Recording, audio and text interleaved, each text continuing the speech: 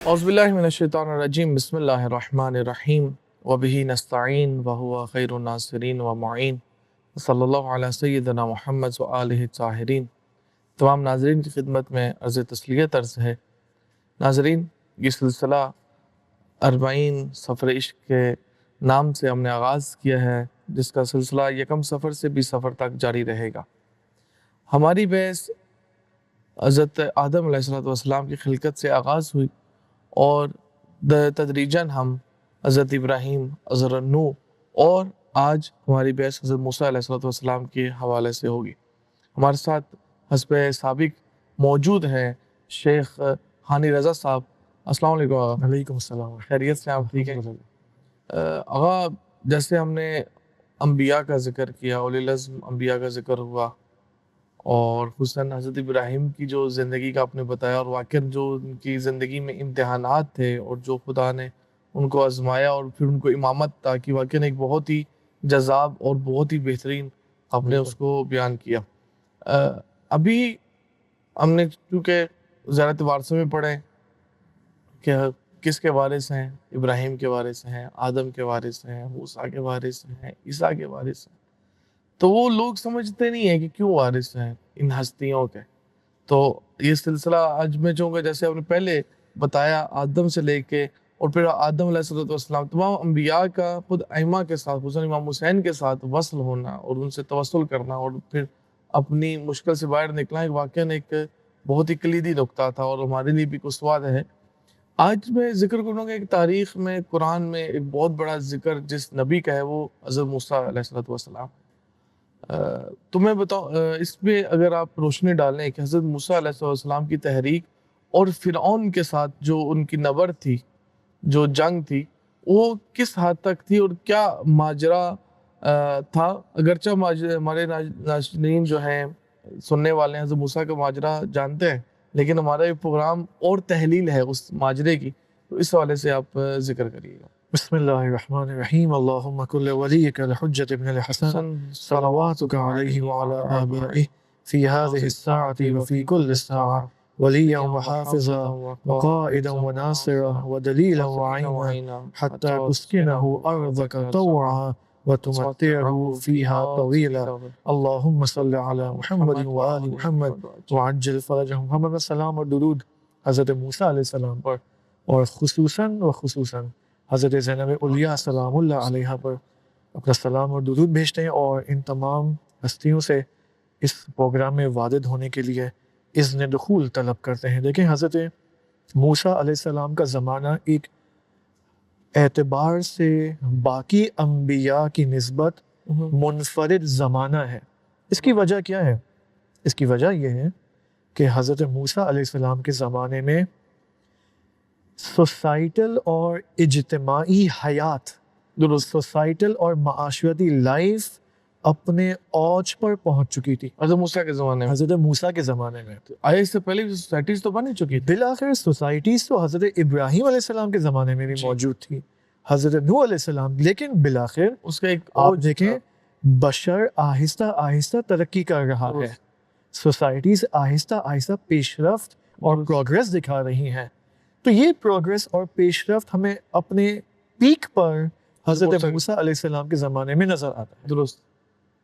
چونکہ societal life اپنے highest level پر ہے، اس وجہ سے شریعت کے بھی احکام اپنے تفصیلی ترین اوج پر ہیں حضرت موسیٰ علیہ السلام کے زمانے میں، چونکہ بالآخر انسان کی انڈیویجول اور سوسائٹل ڈائمنشنز میں اب وسعت آ چکی ہے، تو قوانین الہی کے احکام اور الہی قوانین بھی اپنی وسعت اختیار کر لیتے ہیں۔ یہ ایک نقطہ حضرت موسیٰ علیہ السلام کے زمانے کے اندر جو ہمیں نظر آتا ہے۔ دوسرا نقطہ یہ کہ حضرت موسیٰ علیہ السلام کے زمانے میں جو ان کی مأموریت تھی، وہ یہ کہ قوم بنی اسرائیل کو، کہ جس کے بارے میں قرآن مجید میں خداوند سبحان نے ماشاء اللہ جو ہے ڈسکس کیا ہے، آیات نازل کی ہیں کہ اے بنی اسرائیل تم یاد کرو کہ ہم نے تمہیں کتنی نعمتیں عطا کی، لیکن تم نے اس کی قدر نہیں کی۔ کیا ہوا بنی اسرائیل کے ساتھ؟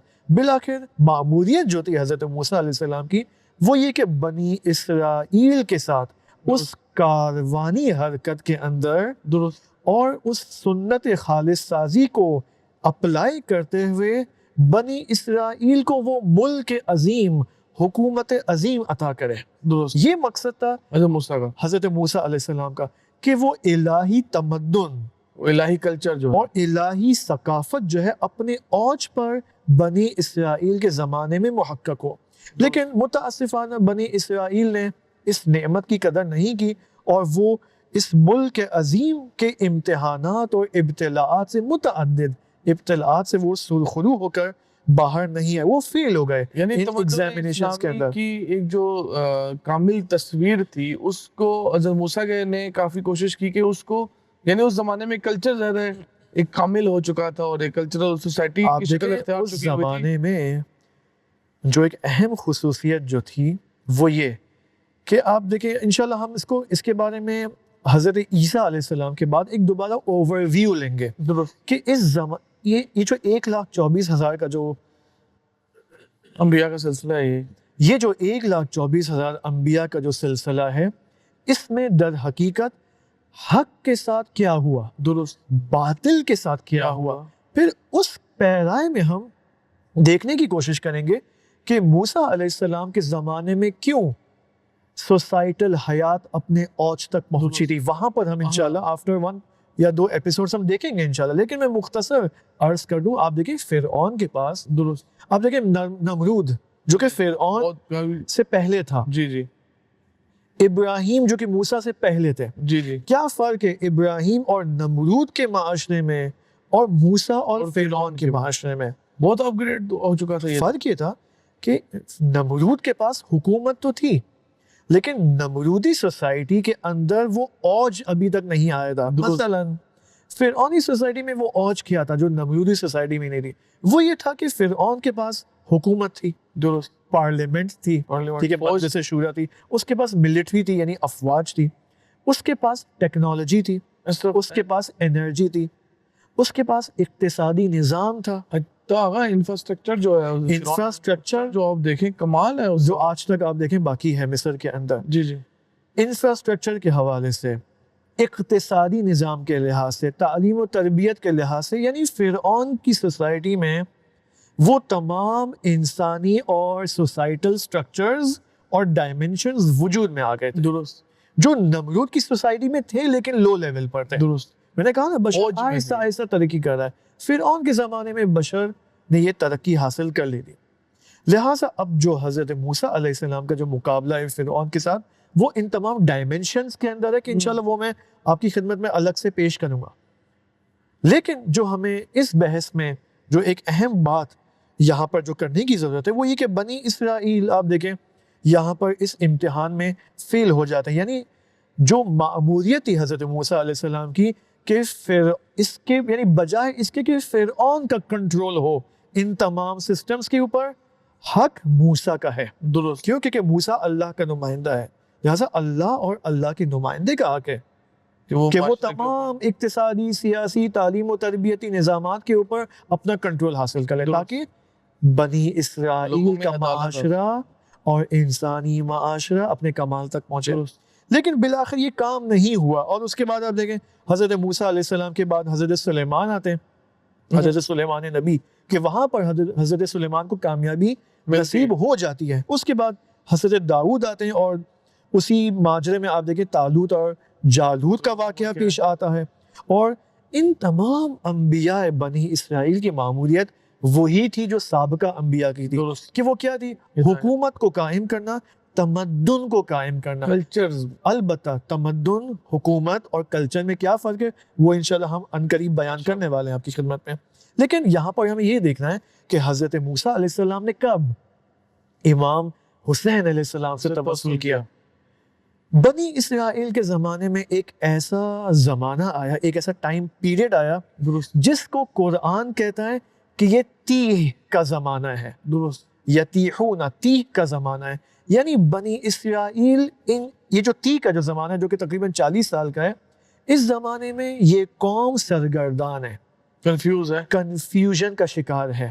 درست. ایک تو ولی الہی یعنی حضرت موسیٰ کی ہر مرتبہ اتباع نہیں کرتی ہے، انکار کرتے ہو. لہٰذا ایک موقع ایسا ہے کہ خدا نے ان کو تیہ میں مبتلا کیا، کنفیوژن میں مبتلا کیا، درست اور حضرت موسیٰ علیہ السلام کبھی ان کو وہاں لے جا رہے ہیں، کبھی یہاں لے جا رہے ہیں، اور ان کے متعدد امتحانات اور ابتلاءات جاری و ساری ہیں۔ ایک ایسا موقع آیا اسی تیہ کے زمانے میں کہ موسیٰ علیہ السلام دیکھتے ہیں کہ بنی اسرائیل بہت تشنا ہو چکی ہے، تشنگی میں ان کی حالت خراب ہو چکی ہے۔ یہاں پر حضرت موسیٰ علیہ السلام اہل البیت علیہ السلام سے اور خصوصاً امام حسین علیہ السلام سے متوسل ہوتے ہیں کہ یہ روایات مفصل ہیں، اور اس کے بعد جب توسل اختیار کر لیتے ہیں، نتیجہ یہ ہوتا ہے کہ خداوند متعال پانی کے 12 چشمے جاری کرتا ہے اس توسل کے بعد، اس توسل کے نتیجے میں، جس کے نتیجے میں کیا ہوتا ہے، بنی اسرائیل سیراب ہو جاتی ہے، درست ان کی تشنگی برطرف ہو جاتی ہے۔ یہ ایک ماجرا ہمیں ملتا ہے توسل بے امام حسین علیہ السلام کا۔ اس کے بعد آپ دیکھیں متعدد امتحانات جاری ہیں بنی اسرائیل کے، اور حضرت موسیٰ علیہ السلام کے ساتھ جو ایک اہم، آپ دیکھیں حضرت موسیٰ علیہ السلام ایک نئی شریعت لے کر آئے، کہ اولو العزم انبیاء میں سے تھے، تورات لے کر آئے، لیکن بنی اسرائیل میں سے کچھ افراد ایسے وجود میں آئے جنہوں نے اس دین کی تحریف کی، اس دین کو ڈسٹورٹ کیا۔ جن افراد نے بنی اسرائیل کے اندر دین موسیٰ کو تحریف کی، ان کو کہا جاتا ہے یہود۔ ہاں، یعنی یہ وہاں سے وجود میں آئے۔ بالکل، اس اعتبار سے بنی اسرائیل اور یہود میں فرق کیا جاتا ہے، درست یعنی یہود وہ طبقہ ہے جنہوں نے دین کے اندر تحریف کی ایجاد کی۔ یحرفون الکلم عن مواضعہ، قرآن کے کلمات ہے کہ انہوں نے کلمات کو جو ہے وہ ڈیویٹ کر دیا، منحرف کر دیا اپنے اصلی مقام اور موضع اور موقف سے۔ درست لہٰذا آپ دیکھیں قرآن مجید کے اندر یہود کے حوالے سے نبی اکرم صلی اللہ علیہ وآلہ وسلم کے زمانے میں آپ دیکھیں بنی قریظہ کے یہود، بنی نذیر کے یہود، ان تمام جو یہودی قبیلے تھے مدینہ اور مکہ کے اندر، مدینہ کے اندر خصوصاً آپ دیکھیں نبی اکرم صلی اللہ علیہ وآلہ وسلم کا مسلسل تقابل ہے انہی کے ساتھ۔ انہوں نے یہ کہا تھا کہ بھائی ہم تو آخری نبی کے پیروکار ہیں، اور جب یہ آئے گا ہم بیعت کریں گے، لیکن ہوا کیا، انہی کے دشمن، انہوں نے انہی کی دشمنی اختیار کی۔ کیوں؟ کیونکہ وہ نبی ان کے پرسنل انٹرسٹ اور منافع کو پورا نہیں کر رہا تھا، درست، لہٰذا انہوں نے بیعت نہیں کی، نہ فقط بیعت نہیں کی بلکہ دشمنی پر اترا، اور آج تک جاری۔ اور آج تک یہ جاری ہے۔ لہٰذا قرآن مجید جو کہ زندہ کتاب ہے، زندہ کتاب سے کیا مراد ہے؟ ایک قاعدہ ہے کہ ان القرآن یجری مجری الشمس، درست، قرآن سورج کی طرح روزانہ جاری اور طلوع کرتا ہے۔ اللہ اکبر۔ کیا مطلب ہے؟ یعنی قرآن ہر زمانے کے لیے ہے، ہر موضوع جو قرآن میں بیان ہوا ہے یہ زندہ موضوع ہے۔ درست، ان میں سے ایک موضوع جو قرآن کے اندر تفصیل سے بیان کیا گیا ہے وہ خود حضرت موسیٰ اور بنی اسرائیل اور یہود کا ماجرا ہے۔ درست، لہٰذا آپ دیکھیں سورہ مائدہ آیت نمبر 82 میں یہ بات آئی ہے، بسم اللہ الرحمن الرحیم، لَتَجِدَنَّ أَشَدَّ النَّاسِ عَدَاوَةً لِلَّذِينَ آمَنُوا، سب سے اشد دشمن، شدید شدید ہے، شدید اور اشد، شدید سے بھی شدید ہے، درست، شدید سے بھی شدید اشد ہے، اشد دشمن لوگوں کا اور ان لوگوں کے لیے جو ایمان لے کے آئے، الیہود۔ اللہ اکبر۔ یہ قرآن کہہ قرآن رہا کہہ ہے رہی ہے کہ یہود تمہارا شدید ترین دشمن ہے، لہٰذا اس سے تمہیں خیال رکھنا چاہیے۔ یا آپ دیکھیں ایک اور روایت میں امیر المؤمنین علی ابن ابی طالب علیہ السلام بہار الانوار، جلد نمبر میں سورس بھی بتاتا چلوں تاکہ وہ اوتھینٹسٹی بھی شامل ہو جائے، جلد نمبر 22 اور 498 کا صفحہ، اس میں امیر المؤمنین علیہ السلام کی حدیث علامہ مجلسی رحمۃ اللہ علیہ نقل فرماتے ہیں کہ پیغمبر نے صلی اللہ علیہ وسلم نے امیر المؤمنین سے یہ خطاب کیا کہ یہ دشمن کون ہے مثلاً جو ہمیشہ جہنم میں رہیں گے، درست، ہمیشہ جو شدید ترین دشمن ہے، کہتے ہیں فہم الیہود و بنو امیہ، ہاں، یہود اور بنو امیہ۔ اب یہاں پر پوری تاریخ ہے جس میں اگر ہم فی الحال نہیں جا سکتے کہ یہود جو ہے وہ اسلام سے ہی مسلمانوں کا دشمن رہا ہے، درست، ایک زمانے میں آشکار تھا، لیکن بعد میں پنہان ہو گیا، ہو گیا۔ نفاق کی شکل اس نے اختیار کر لی. اور آج جو ہے اگر ہم دیکھیں اپنے زمانے میں، تو دوبارہ اس 2025 کے زمانے میں یہ کھل کے سامنے آ چکا ہے. اور بہت عرصوں بعد، بہت عرصوں بعد، بہت عرصے بعد کوئی آئے یہاں پر، کوئی ایکسپرٹ آئے اور ہمیں ایک پوری ٹائم لائن بتائے، حق اور باطل کی ایک ٹائم لائن ہم یہاں پر بیان کریں، اور اس میں دیکھیں کہ باطل کہاں کہاں پر موجود ہے. درست مثلا آپ دیکھیں باطل امام علی کے زمانے میں، باطل امام حسن کے زمانے میں، تمام ائمہ کے زمانے میں باطل کہاں پر ہے؟ یہود کہاں پر ہے؟ درست غیبت صغریٰ 70 سال کا زمانہ، یہود کہاں پر ہے؟ نفاق کہاں پر ہے؟ درست غیبت کبریٰ جو کہ 1200 سال گزر چکے ہیں، باطل کی کیا ایکٹیویٹیز رہی ہیں. درست ہم یوزولی اپنے کلاسز کے اندر، ورک شاپس کے اندر، آپ دیکھیں ماہ رمضان کا جب موسم آتا ہے تو الحمدللہ ہمارے دیسی معاشروں کے اندر ایک عجیب علمی فضا حاکم ہو جاتی ہے، جی جی تعلیم و تعلم کی فضا. لیکن ایک مشکل ہے، ایک نقص پایا جاتا ہے، جی وہ یہ کہ ہم حق شناسی کے تو کورسز کرتے ہیں لیکن باطل شناسی کے کورسز نہیں نہیں کرتے. دشمن شناسی، دشمن شناسی غائب ہے، شیطان شناسی غائب ہے. آپ دیکھیں ہمیں نہیں معلوم ہی نہیں ہے. زیادہ سے زیادہ ہمیں یہ معلوم ہے کہ امام حسین، امام علی علیہ السلام کے زمانے سے یا رسول خدا کے زمانے سے لے کر امام صادق علیہ السلام تک بنی امیہ تھے جو کہ باطل کے نمائندے تھے، اور امام صادق علیہ السلام کے ہی زمانے سے لے کر تقریباً 600 سال تک بنو عباس یہ دشمن تھے اہل البیت کے. لیکن اس کے بعد سے لے کر اب تک ہمیں نہیں بتایا جاتا کہ دشمن نے کیا زندگی طے کی ہے، دشمن کن شکلوں میں بدلا ہے اس کے اور اندر حق بھی کے سامنے آیا ہے. جو سب سے بڑی مسئلہ ہوا ہے وہ یہ ہے کہ اہل منبر کا بھی، ہم مانے یا نہ مانے، قصور تو ہے، مربیان کا بھی قصور ہے کہ اس کے اندر بھی جو تاریخ ہمیں بتائی گئی وہ تاریخ بے حیثیت قصہ گوئی کی گئی، نہ کہ بے حیثیت قانون، ایک بے حیثیت رول یا ایک قاعدہ بتایا.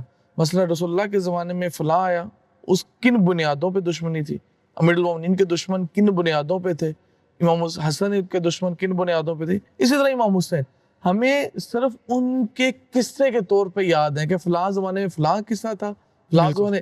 جب قصے کے طور پہ یاد ہے تو آج ہمیں آج کے دشمن کی شناخت نہیں ہے، نہ پھر بنو عباس کے بعد کے دشمن کی شناخت بھی اسی وجہ سے نہیں ہے کہ ہمیں قانون نہیں بتایا گیا. کبھی ہمیں وہ ایک ایسا فارمولہ نہیں دیا گیا کہ ہم اس فارمولے کی بیس پہ دیکھ سکیں کہ بھئی یہ کون ہے اور یہ کس بیس پہ کر رہا ہے اور اس کے پیچھے سابقہ کیا ہے. دیکھیں ہمارا موضوع، میں آپ کی بات کو ہی میں اس کو مزید ایک ایڈیشن کروں گا، وہ یہ کہ دیکھیں ہم بات کر، ہمارا اصل موضوع 40 سفر عشق ہے. درست.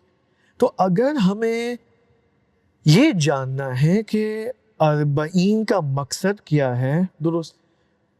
اور انبیاء علیہم السلام بے عنوان رول ماڈل ہیں، تو ہمیں یہ بھی تو دیکھنا ہوگا نا کہ 2200 قصص الانبیاء کے حوالے سے جو آیات نازل ہوئی ہیں درست. نبی اکرم صلی اللہ علیہ وآلہ وسلم کے قلب مبارک پر، درست. تو یہ 2200 آیات جس میں تقریباً 25 انبیاء کا ذکر ہے، درست. اس میں فقط حق کا تو ذکر نہیں ہے، فقط باطل کا بھی ہے. باطل کا بھی ذکر ہے. یعنی قرآن ہمیں بتا رہا ہے کہ یہ حق ہے، یہ باطل ہے، یہ اللہ کی سنتیں اس حق اور باطل کے قصے میں جاری اور ساری ہیں، اور یہ سنتیں ہر زمانے کے اندر الی یوم القیامہ ہے. لہٰذا اگر ہمیں 40 کو پریکٹیکلائز کرنا ہے اپنی زندگی کے اندر تو ہمیں قرآن کے اس پرسپیکٹیو کو اپنانا ہوگا جو حق اور باطل کا پرسپیکٹیو ہے. ورنہ اگر ہم فقط حق کو پہچانیں گے، فقط امام امام امام کریں گے، لیکن امام کے دشمنوں کا ہم مثلا آپ دیکھیں امام مہدی علیہ السلام ابھی اس وقت ظہور کریں، 2025 اس وقت جاری و ساری ہے. سفر میں فرض کریں اسی 40 پر امام مہدی علیہ السلام کا انشاءاللہ ظہور ہو جاتا ہے. خوب سوال، کیا مجھے معلوم ہے کہ امام زمانہ علیہ السلام کا دشمن کون ہے اس وقت؟ کہاں کہاں خطرہ ہے؟ امام کس سے لڑیں گے آ کر؟ درست. امام کن ظالموں سے مقابلہ کریں گے؟ کیا ہم ان ظالموں کو پہچانتے ہیں؟ ان ظالموں کی اس باطل لشکر کی معرفت رکھتے ہیں، عمیق معرفت رکھتے ہیں یا نہیں ہو رکھتے سکتا ہے کہ ہمارے خود اپنے اعمال بھی ہوں کہ ہم دشمنان میں نعوذ باللہ کھڑے. خدا نہ خاصہ. البتہ وہی آیت اللہ بہجت والی بات ہے، ایسا نہ ہو کہ ہم بھی ایک دن خدا نہ خاصہ یزید کے لشکر میں شامل ہو جائیں اور وہی کام کریں جو انہوں نے. کیونکہ یہ آپ دیکھیں آخر الزمان کا مرحلہ ہے اور موسیٰ علیہ السلام کا جو سلسلہ ہے وہ ڈائریکٹ متصل ہے آخر الزمان سے کہ انشاءاللہ ہم بات کریں گے اس بارے میں. تو یہ الحمدللہ حضرت موسیٰ علیہ السلام کا ایک مختصر ہم نے ایک جائزہ لیا اور میرے خیال میں ہمیں حضرت عیسیٰ علیہ السلام کے حوالے سے یہاں پر بات کرنی چاہیے. ابھی ہمارے شاید پروگرام کا وقت بھی ختم ہوتا ہے تو چاہوں گا کہ انشاءاللہ اگلا جو ہمارا ایپیسوڈ ہوگا وہ ہم حضرت عیسیٰ علیہ السلام کے حوالے سے بات کریں. آپ کا بہت شکریہ, سلامت رہیں انشاءاللہ. اور واقعی ایک سلسلہ یہ جو جاری ہوا ہے اس کی خداوند متعال بے حیثیت بے حکم و بے توفیق الہی انشاءاللہ ہم کے اوپر سنے سمجھے اور عمل کرنے کی توفیق عنایت فرمائے, اور ہمارے اندر وہ جو اصل فلسفہ ہے ان ایام کا کہ وہ بصیرت پیدا ہو کہ ہم رموز الہی اسرار الہی کو سمجھ سکیں اور اپنے اندر وہ تبدیلی جو حر علیہ السلام نے ایجاد کی اور جو اصحاب حسین ابن علی نے ایجاد کی وہ ہم اپنے اندر ایجاد کریں اور وقت کے حسین کے سمجھنے کی, اس کے اوپر چلنے کی اور ان کے ساتھ دینے کی خدا ہمیں توفیق عنایت فرمائے. بہت شکریہ.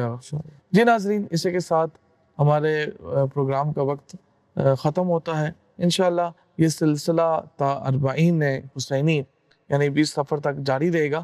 ہمارے سلسلے میں آپ ساتھ رہیں اور جو یہ موضوع ہے واقعاً حق رکھتا ہے کہ اس کی آپ کامل سنیں اس کو اور اس کو سمجھیں تاکہ ہم اپنے اعمال کو درست کر سکیں. اربعین فقط وہ نہیں جو نجف سے کربلا ہے, اربعین ایک علامت ہے جو ہم اپنے گھر میں بیٹھ کے, اپنے علاقے میں بیٹھ کے, ہر جگہ بیٹھ کے اس تک پہنچ سکتے ہیں. جیسے کہ آقا نے چند عباس میں کہا کہ بہت سی چیزیں ہماری قلبی ہیں, ہمارے وجود کے اندر ہیں, اگر ہم ان کو حس کرنا چاہیں تو اپنے کمرے میں, اپنے گھر میں, اور ان چیزوں کو ہم بہت بآسانی حس کر سکتے ہیں. اسی کے ساتھ ہمیں اجازت دیجیے اگلے پروگرام تک کے لیے. خدا حافظ.